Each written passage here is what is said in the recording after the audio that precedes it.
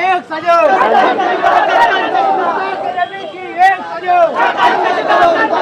ये नुपुर शर्मा जो आपके भाजपा की प्रवक्ता है, इसके खिलाफ सख्त से सख्त कार्रवाई करके इनको जेल भेजा जाए।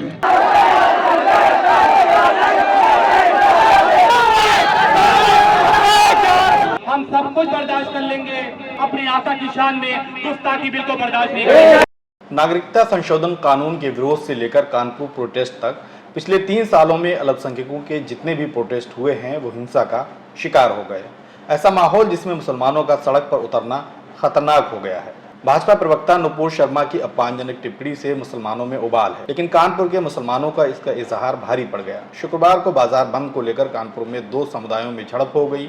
बमबारी पथराव में 30 लोग घायल हुए हैं। पुलिस ने 3 FIR लिखी हैं, जिनमें 40 नामजद हैं और 100 से ज्यादा लोग अज्ञात हैं। अब तक 36 लोगों को गिरफ्तार किया गया है। कानपुर के विजुअल्स देखे होंगे, दिल दहलाने वाले हैं। शुक्रवार को बरेली में भी कई प्रोटेस्ट हुए। जुमा की नमाज के बाद पुराना शहर में सैकड़ों लोगों ने सड़कों पर आकर प्रदर्शन किया, तो कुछ दूसरे इलाकों के लोग कलेक्ट्रेट पहुंचे, जहां DM को ज्ञापन दिया और नुपुर शर्मा की गिरफ्तारी की मांग उठाई है।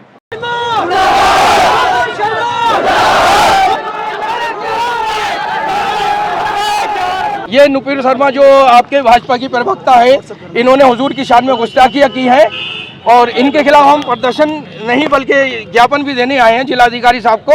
और उनसे ये गुजारिश है हमारी कि इनके खिलाफ सख्त से सख्त कार्रवाई करके इनको जेल भेजा जाए। बरेली में 10 जून को एक और आंदोलन होना है। इत्तेहाद मिल्लत काउंसिल यानी IMC के अध्यक्ष और नबीर आला हज़रत मौलाना तौकीर रज़ा ने नुपुर शर्मा की गिरफ्तारी न होने पर इस्लामिया इंटर कॉलेज मैदान में धरना देने का ऐलान किया है। रसूल आज़म की शान में जो गुस्ताखी की गई है, जुमे को इंशाअल्लाह इस्लामिया इंटर कॉलेज में धरना दिया जाएगा। उस गैर जिम्मेदार प्रवक्ता के खिलाफ एहतजाज किया जाएगा, उसकी गिरफ्तारी की मांग की जाएगी। लेकिन इसी बीच कानपुर हिंसा की आग में झुलस चुका है, तो बरेली को लेकर लोगों की फिक्र जायज है। शासन प्रशासन भी पहले से कहीं ज्यादा चौकन्ना हो गया है। मुस्लिम समाज का भी एक वर्ग इस बात को लेकर चिंतित है कि जब सड़कें खतरनाक हो गई हैं तो रोड पर उतरकर विरोध जताना कितना उचित होगा। पिछले दिनों ही सहारनपुर में जमीयत उलमाए हिंद का एक अधिवेशन हुआ था, जिसमें मौलाना अरशद बदरी ने मुसलमानों से सड़कों पर ना उतरने की अपील की थी। कि मैं आज आपसे ये बात इसलिए कह रहा हूँ कि आज मुसलमान के सामने इस तरह के वाक़यात शहर ब शहर, सूबा ब सूबा हैं। आपके अकाबिर ने जिस तरीक़े को इख्तियार किया था, उसी तरीक़े को अगर अपनाएंगे तो आप कामयाब होंगे, वरना आप नाकाम हो जाएंगे। मैं आप हजरात के सामने ये पैगाम देना अपना फ़र्ज़ समझता हूँ, अपने अकाबिर की ज़िंदगी को सामने रखते हुए कि आप जहाँ हैं, जिस जगह हैं, इन हालात का मुकाबला करें, पस्त हिम्मती को ना आने दें, लेकिन हालात का मुकाबला सड़कों पर उतर कर नहीं करें, बल्कि प्यार और मोहब्बत की बारिश बरसा कर करें।